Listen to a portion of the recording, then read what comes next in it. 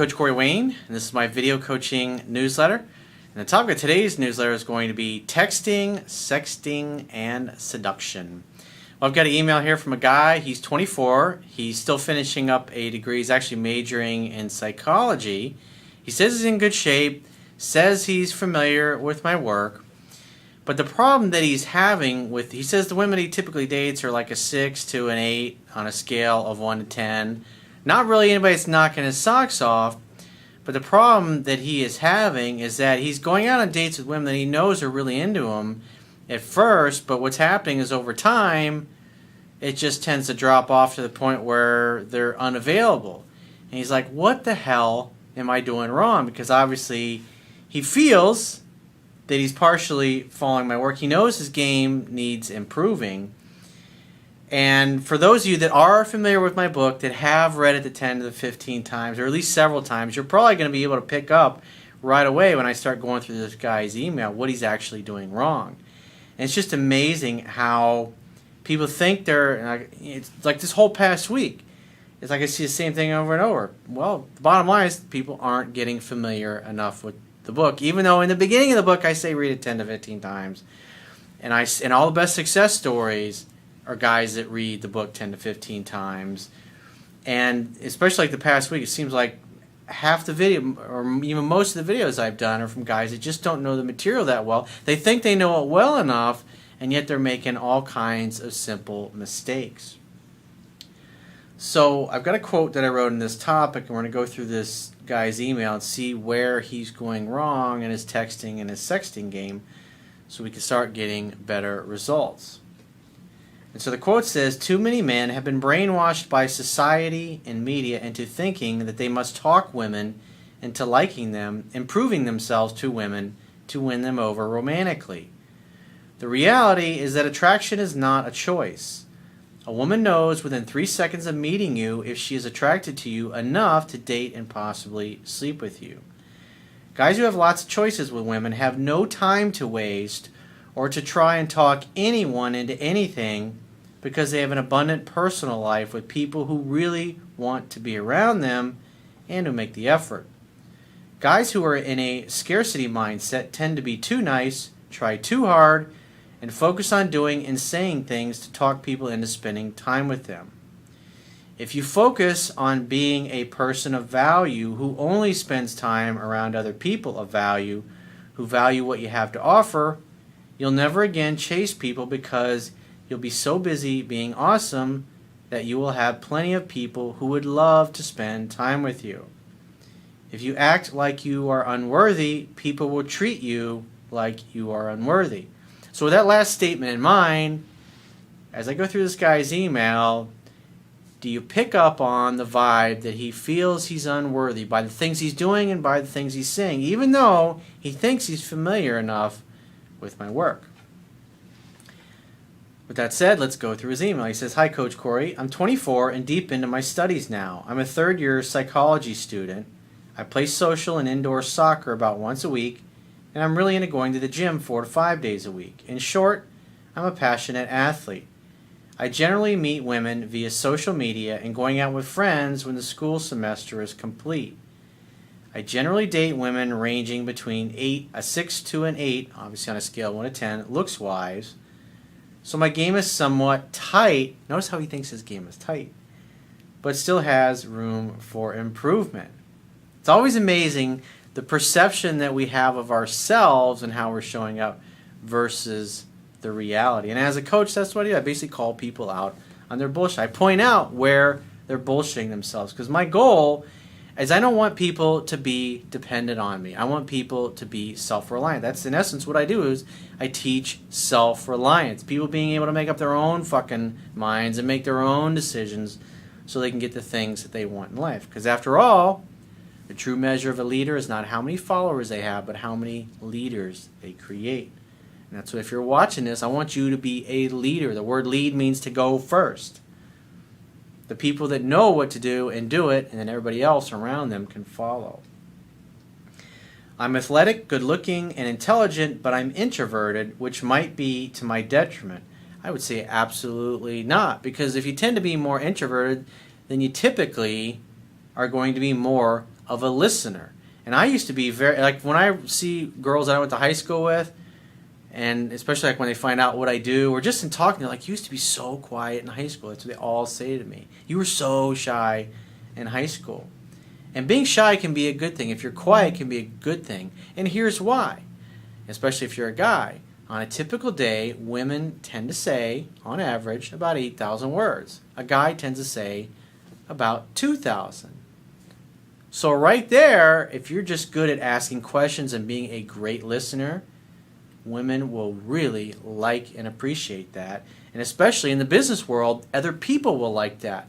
Because when you sincerely care about other people, when you take an interest in other people, you come off like a friend, not somebody who's trying to sell them on something or convince them of something. He says, because I'm generally a homebody who enjoys the occasional party and club vibe. And like I said, when I was younger, that's one thing I was always really good at, was being a good listener. It's just that my game was terrible because I didn't think very highly of myself. I did too much. I pursued too much. I called too much. I texted too much. I'd sit on the phone for hours with a girl, having a great conversation, when 5-10 minutes into the conversation, I really could have just said, hey, you know, why don't you come on over? Let's make some dinner together. Let's grill out. Let's get some burgers. Let's get some chicken and grill on the grill, or let's go meet for a drink. And in my mind, I was like, I got to be nice. I got to be respectful. I don't want her to think I'm just trying to get in her pants. So I'd literally sit and talk for hours at a time, and I never get around to making a date. And then after several weeks of this, when I finally work up the courage to vomit up my feelings so we can take the next step or the next phase, whatever I thought that was at the time, by that point, when I bring it up, they're already thinking this guy's a great friend. He's great to listen to. He could be my emotional tampon. Well, I mean, women don't think that way, but that's basically what the guy becomes. The emotional tampon, or the gay male girlfriend, or the nice guy, the hairy Hondas, as I've heard some women call it, who's always there to fix things for him and do things for him. It's just a bad way to go. It never leads to success. So he says, my problem is that when I meet women and start talking over the phone and texting, women show high interest with flirting and sexting, but have different reasons for not meeting up because they know I'm most likely to be home studying or something. So it's like they can afford to wait on me while exploring other options. Well, one of the cardinal rules in my book, what is the phone used for? It's for setting dates. And it's okay to sext with a girlfriend or a wife, but not a girl that you're trying to go out on a date with, or especially somebody you haven't even slept with yet, when you don't really know what you're doing.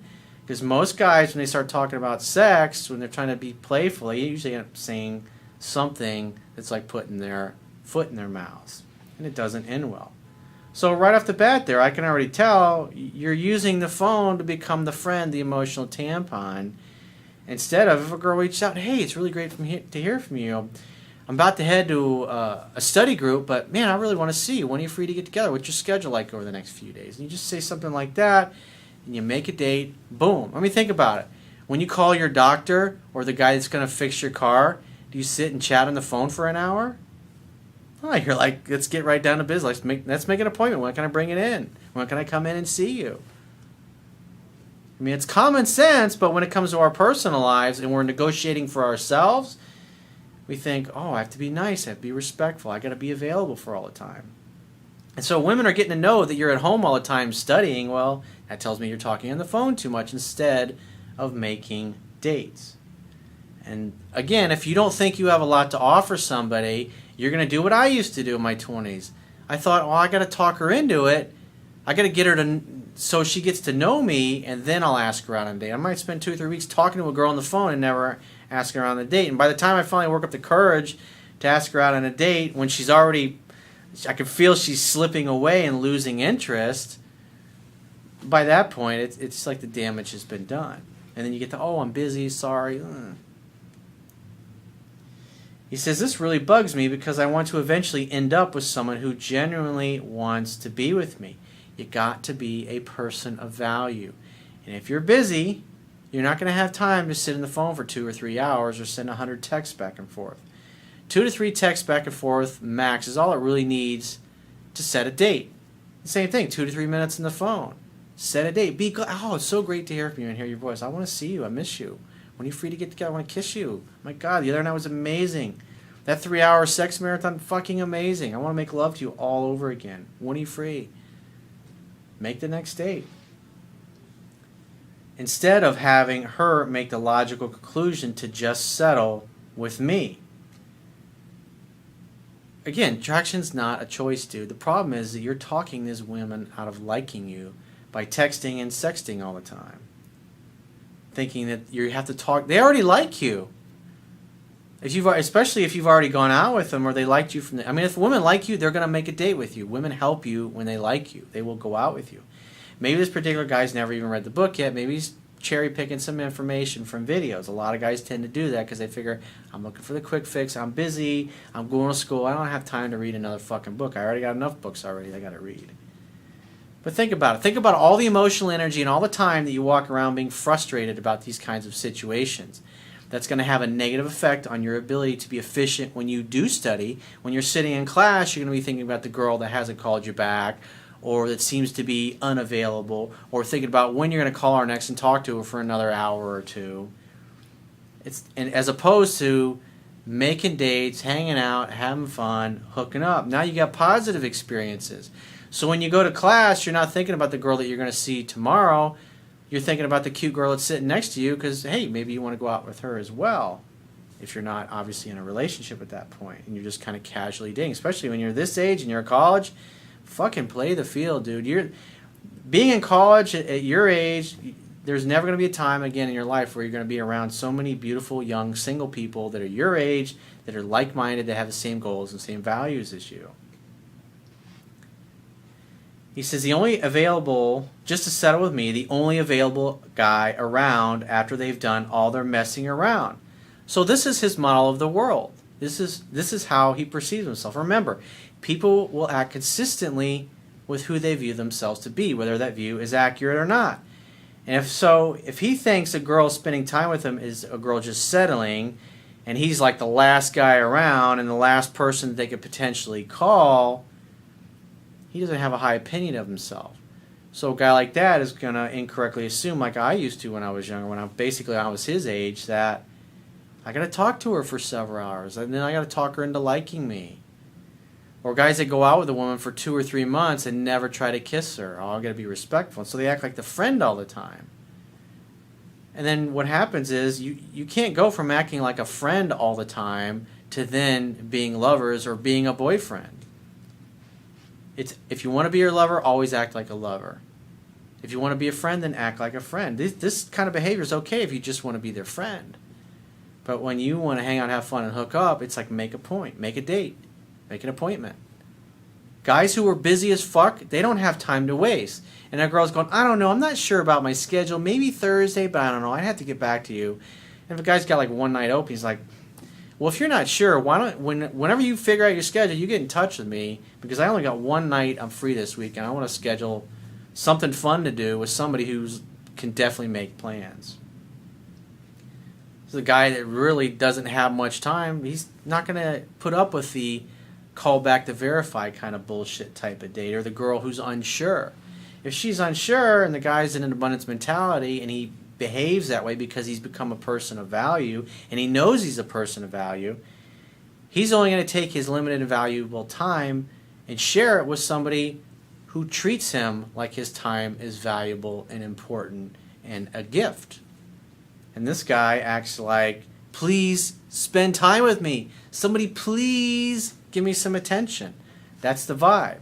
And if that's, again, people act consistently with who they view themselves to be.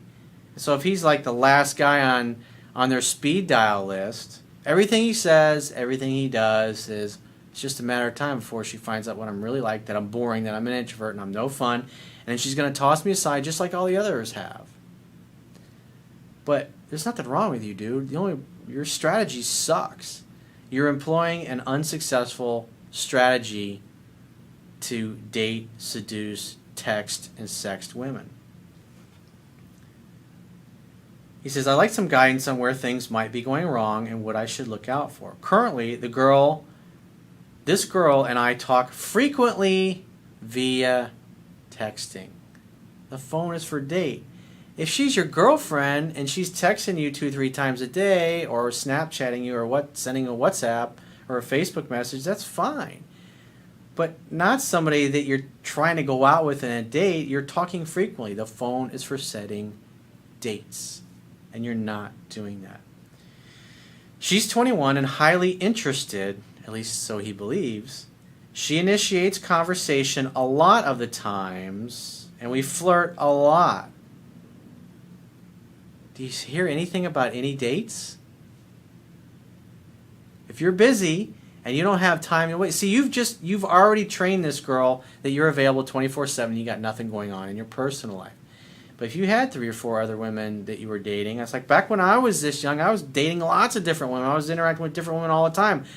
I was constantly going out, and even though I wasn't getting very many second or third dates, I was always on the lookout, because at the time I was thinking, I got to find the one, I got to find the one, I got to find the one. And occasionally I meet a girl that I felt that way about, but because I behaved this way, she would always disappear. And I think, oh, gosh darn, I just haven't found the right girl yet. That's what I would tell myself.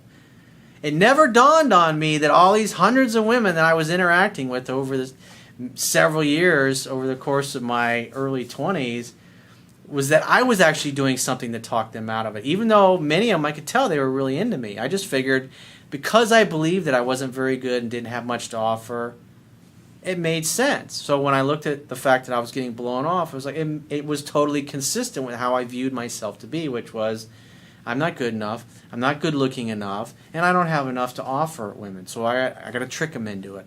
I got to get them to see how nice I really am and what a good guy I really am, and then they'll like me. That's what I would tell myself.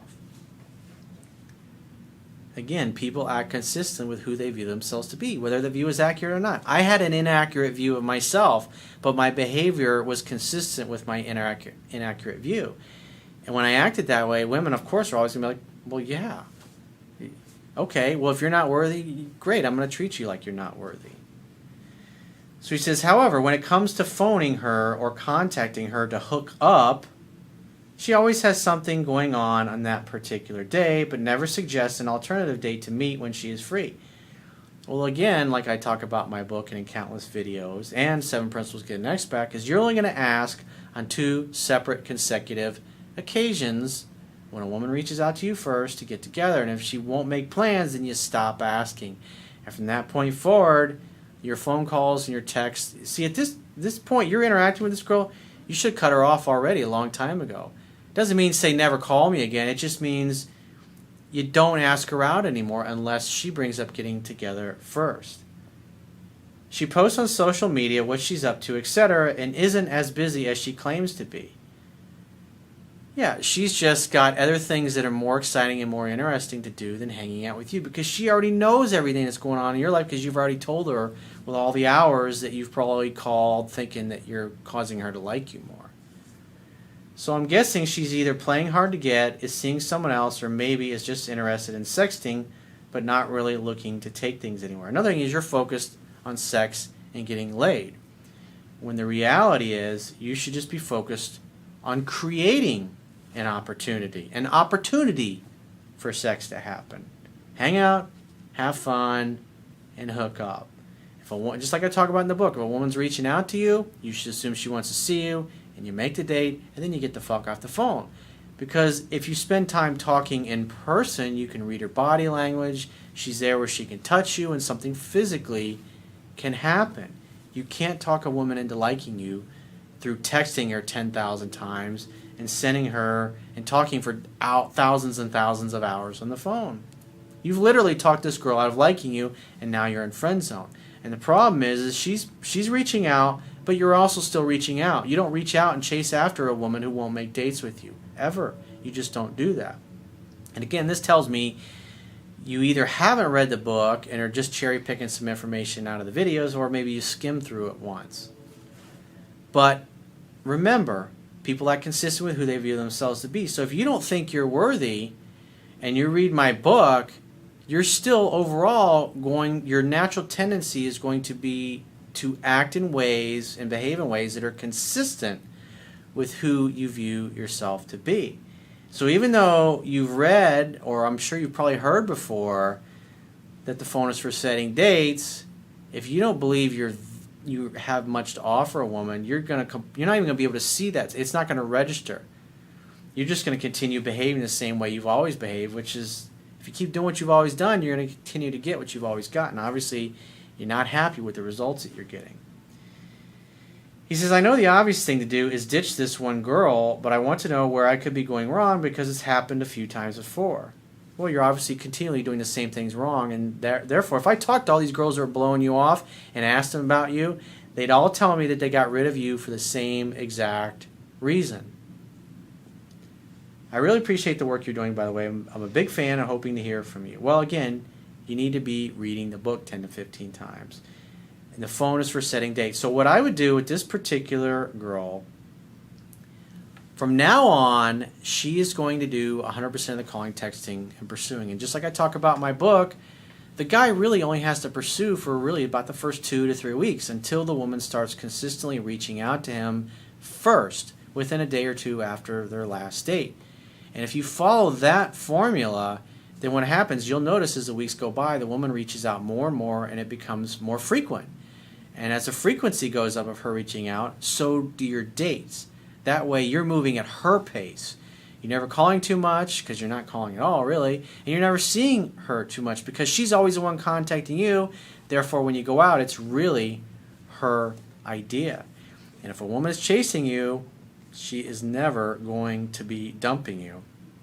And that's, again, that's the problem. You're over pursuing. You're becoming her therapist and her emotional tampon on the phone. That's why you're not getting anywhere. So give this girl one more time. If she reaches out, because I don't really know everything that you've done, but just say the next time she reaches out, just be like, hey, it's great to hear from you. I'd love to see you. When are you free to get together? And she goes, oh, I don't know. I'm busy. I just wanted to call and chat. Just say, well, I'm really busy and I can't chat right now. So why don't you check your schedule and get back to me in a few days when you figure it out, and we'll plan something in. I got to run. And then from that point forward, you're never going to ask her out again. If she won't make plans on that call, then that's it. You're not asking her out anymore until she brings it up first. And even if she calls you a few days later, hey, I just want to call and chit chat, just say, hey, it's really great to hear from you, but I'm all jammed up right now. I don't have time to talk, so I got to run. Keep in touch. And you're going to give her that same response. Same thing with the texting.